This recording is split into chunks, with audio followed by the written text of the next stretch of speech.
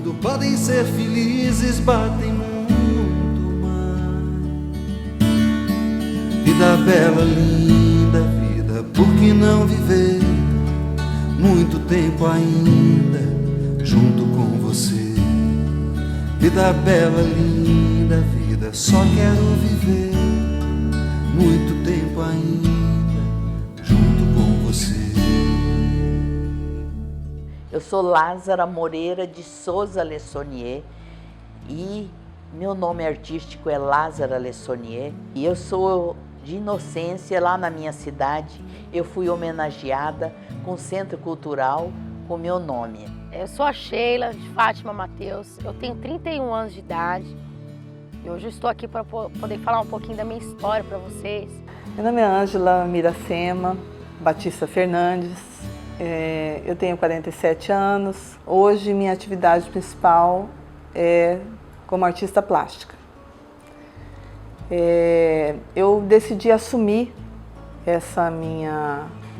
esse meu lado artístico a partir da morte do meu filho. Meu nome é Lilian Silvestrini, eu sou mãe do Breno. O Breno e o Léo foram vítimas de um sequestro feito por umas pessoas que queriam roubar um carro para levar para a Bolívia, onde esse carro seria trocado por cocaína. Na infelicidade que eles tiveram, porque eles não eram a vítima escolhida, né? Existia uma outra pessoa que esses bandidos estavam já há dias na cola, mas naquele dia a pessoa não apareceu e eles precisavam levar esse carro para a Bolívia naquela noite. Naquele dia, a última vez que eu vi meu filho foi logo depois do almoço. Nós estávamos na sala de TV conversando e a família toda reunida e ele estava mostrando um passo de dança que ele tinha aprendido. E a gente estava muito feliz e achando aquilo tudo muito engraçado, porque ele era um menino muito tímido.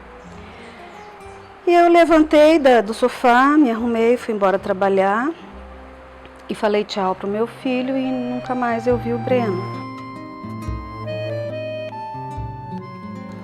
Na quinta, quando ele chegou do trabalho, que ele estava prestando serviço voluntário na Defensoria Pública, ele chegou super animado, alegre. E ficamos ali conversando, eu escutando ele falar animadamente. Passados uns minutos, chegou em casa o Paulo César, o Paulinho. Ele chegou todo animado também e falou: tia, você não sabe quem que eu encontrei agora, andando sozinho de bike lá no parque. O Breno. Acredita nisso? O Breno sozinho. O Breno nunca está sozinho. Estava lá. Ele está vindo aí. Aí eu ri com ele e tal. Passados uns 15 minutos, chegou o Breno. Mas de vez em quando eu olhava e via eles na cozinha, rindo. E de repente eles saíram.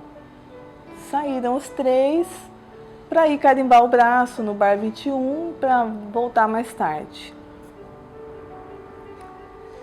E eles saíram e eu continuei na minha cadeira fazendo meu trabalho e eu só olhei e vi os três saindo.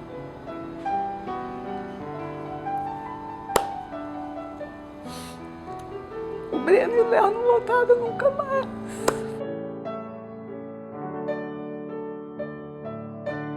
Eles foram para esse barzinho, encontraram com todos os outros amigos e foi na saída desse barzinho, às 8h30 da noite, que esses bandidos pegaram os meninos e deram fim à vida deles. No primeiro instante eu pensei, o que é que eu posso fazer para reverter isso? Nada, né? Para a morte não tem remédio. É uma dor lancinante, é uma dor inexplicável. Só quem passa pode entender. E eu espero que o mínimo de pessoas entendam o que é isso.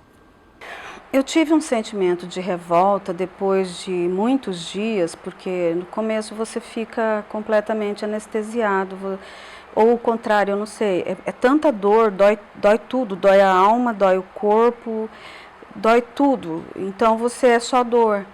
Mas quando você começa a sair daquilo, eu nunca tive raiva de Deus, muito pelo contrário, eu nunca tive raiva desses assassinos.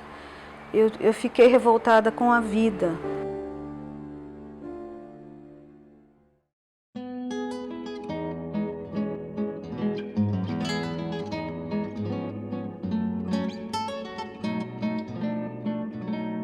Sou funcionária pública e fui transferida na época da divisão do Estado, eu fui transferida de Três Lagoas para Campo Grande. E nessa transferência que aconteceu o acidente comigo. Terminou a mudança e eu pedi que o moço tirasse de cima do sobrado onde eu morava e a antena de televisão. E a antena, ele passou para mim, eu não aguentei o peso e encostou no fio de alta tensão, que era bem rente ao prédio que eu morava, e eu recebi uma descarga elétrica de 13.500 volts. Eu sempre pedi a Deus, o médico, que fizesse qualquer coisa para salvar a minha vida. Então, quando o médico me falou que teria que amputar uma mão, eu falei, olha, doutor, faz tudo por mim, porque se tem que amputar, eu quero que o senhor salve a minha vida. Então, eu comecei ali a fazer um exame da minha vida, como que foi, como que seria. Eu teria dois caminhos a seguir. Um caminho que seria de levar uma vida aprendendo, e o outro caminho reclamando da vida.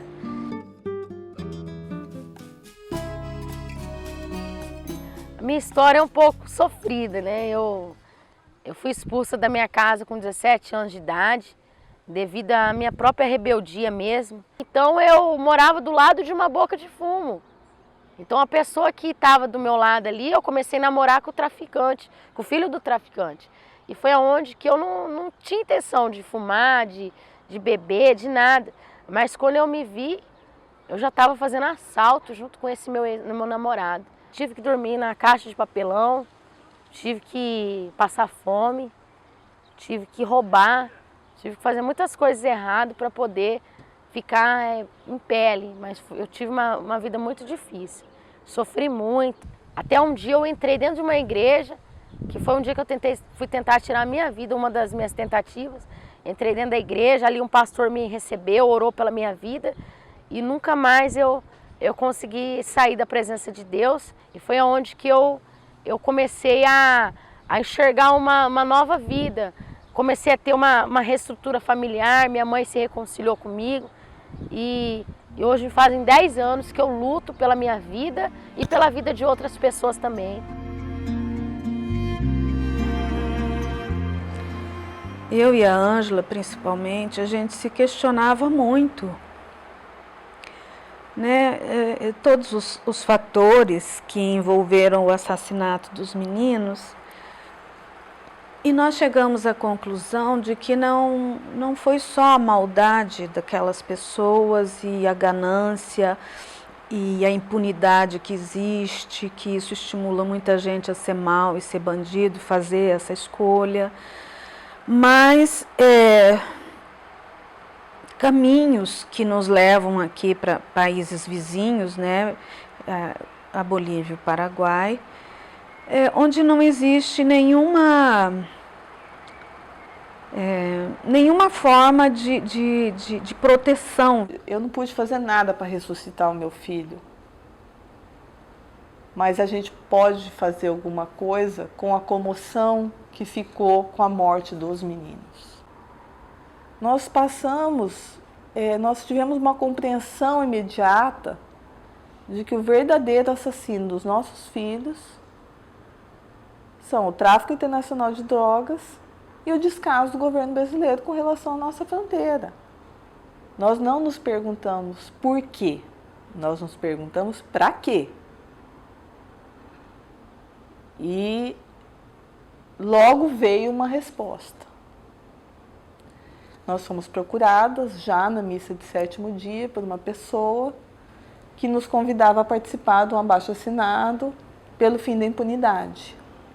E um dia uma amiga nossa recebeu um conhecido e ele falou, escuta, essas mães não vão parar, elas estão parecendo as mães da Praça de Maio. E essa amiga nos contou. Aí eu virei para ela e falei, não, nós não vamos parar. Nós vamos ser as mães da fronteira. E foi aí que nós, então, tivemos a ideia de criar uma associação que se chamou Mães da Fronteira. Esse é o grande objetivo da nossa associação. Fazer com que o governo, principalmente federal, quanto municipal e estadual, façam aquilo que nunca fizeram, né? Proteger os filhos dessa nação. Esse é o nosso lema. Foi uma forma de amenizar a dor. Enquanto a gente está muito envolvido com a associação e conversando com outras pessoas e dizendo para elas que se você começar a fazer alguma coisa e não ficar, não se deixar abater pela dor, até porque a vida segue e ela se impõe. Eu não vejo maneira melhor de honrar a vida dos nossos filhos do que essa, tentando impedir que outras pessoas, que outras mães passem por isso, que outros jovens ou outras pessoas de quaisquer idade passem por esse tipo de situação. Depois do acidente, eu tive que aprender tudo outra vez. Eu tive que aprender a andar, porque a gente perde o equilíbrio com a falta das mãos. Então, eu tive que aprender a andar, eu tive que aprender a comer, eu tive que fazer uma colher especial para eu comer sozinha. Uma das coisas que eu senti muito e ainda sinto é o preconceito das pessoas. Porque comigo está tudo certo, tudo arrumado, tudo no lugar. Mas também tem uma coisa, quem gosta de mim me aceita do jeito que eu sou. A primeira coisa é sentir pena de mim, né? Ah, coitada, sem as mãos. Seria muito mais fácil eu cruzar os braços e ficar dentro de casa esperando o tempo passar, a morte chegar. Mas eu tive ajudas, assim, de amigos, de amigas. Eu, não, Lázara, vamos pintar. Falei, mas como que eu vou pintar se eu nunca pintei? Daí que eu comecei a ver que eu podia virar a história, né? De uma vítima ser uma vitoriosa. Eu passei a pintar, eu escrevi meu livro, eu voltei a dirigir, eu voltei a ter uma vida normal. É fácil você sentar e reclamar. O difícil é você ir à luta e procurar seus direitos, seus deveres. Como eu vejo gente que tem perna, braço, mão, tem tudo e não faz nada para si e nem por seus semelhantes. Então esse, para mim, é o verdadeiro deficiente físico. E hoje eu faço parte aqui dessa casa, dessa comunidade terapêutica. É uma casa de recuperação de dependentes químicos que chama-se Projeto Jaboque. Esse projeto, na verdade, foi assim. Ele começou dentro de uma linha internacional lá no Paraguai, onde que eu tinha um desespero tão grande para falar de Deus para as pessoas, para falar do amor de Deus, que eu fiz uns convitinhos num papel assim, escrito assim: venha jantar nessa noite comigo, porque você é o meu convidado especial. E eu saí entregando lá onde morava, na Cracolândia mesmo, lá no Paraguai, na Cracolândia, para as prostitutas, para os mendigos, para os drogados, e saí entregando para todo mundo. De repente eu achei que não ia ninguém, né? Quando eu olho para aqui, não, a igreja estava lotada de mendigos, gente deixando os carrinhos na porta. E foi onde que eu recebi eles. Começou o projeto aí, né? Estava cheio. Daí sensibilizou a Prefeitura de Ponta Porã de ver o nosso trabalho ali e eles fizeram um convênio financeiro onde eu aluguei uma chácara e levei todo mundo para dentro da chácara. Se você acreditar no ser humano e acreditar nele, estender as tuas mãos, tem resultado. O que eu puder fazer para ajudar, tirar as pessoas da rua sem medir os esforços, eu vou fazer a minha parte aqui na terra com Deus. Quando eles entram aqui, eles têm que aprender primeiramente a entender que aqui existem normas, que aqui existem regras, porque sem regras não há correção, não há recuperação. Então eles começam a ter uma nova disciplina de vida. Eles têm horário para acordar, eles acordam às 6h30 da manhã, daí já tem um encontro na sala de reunião, onde eles vão fazer uma oração, vão tirar uma palavra, para abençoar o dia deles. Daí quando é 8 horas eles vêm tomar café da manhã. Daí 8h15 no máximo eles já estão no arraial, que a gente fala. O arraial é todo esse campo de futebol, é todas as dependências da chácara. É onde que ali é distribuído, né, a laborterapia. Ali uns têm habilidade para ir trabalhar com a horta, outros com os animais, outros para serralheria. Daí quando é 11 horas da manhã, para todo mundo, fazemos uma nova reunião e ali eles vão... Nós trabalhamos com provérbios da Bíblia. Cada um lê um provérbios do dia e vai dando o seu depoimento. E depois desse provérbios tem o almoço. Aí do almoço, depois à tarde, a gente faz reunião de grupo, reunião de confronto, onde faz um círculo, todo mundo se confronta um ao outro. Ah, eu não gostei disso em você, você tem que mudar naquilo. É tremendo. Eu me sinto feliz, alegre. Você nunca vai me ver sem um sorriso no rosto, porque eu agradeço a Deus pela segunda chance de vida que Ele me deu. Então, se eu estou aqui, eu quero viver bem, alegre, feliz. Nós nunca vamos ter tudo que a gente quer e precisa, mas eu me contento com o que eu tenho. Então, isso me faz feliz.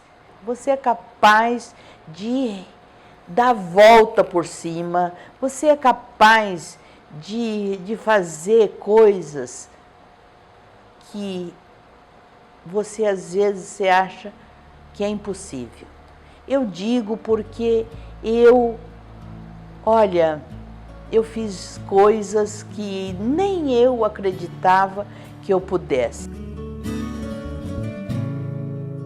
Eu tenho um sonho, assim, eu tenho um sonho de ter uma ONG, assim, hoje nós trabalhamos muito interno, assim, mas ter uma ONG independente, sem precisar a gente se matar tanto para trabalhar, assim, né? Ter uma ONG onde tem seus funcionários, tem os carros da ONG, tudo certinho, motorista, enfermeiro. É o meu sonho isso daí, ver os próprios meninos que foram recuperados, tendo as casas dele para morar. Esse é o sonho que eu tenho, de ver, né? Eles bem, assim, eu vou estar bem também. Hoje eu sou muito feliz, hoje eu tenho tudo que eu preciso, que é alegria, que eu nunca tive antes na minha vida.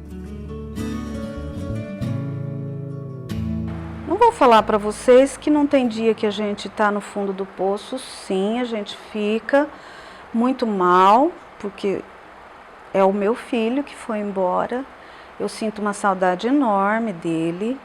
E tem dia que essa saudade, ela simplesmente me engole. E eu me dou o direito de passar aqueles dias mergulhada na minha saudade para poder tomar um fôlego e continuar.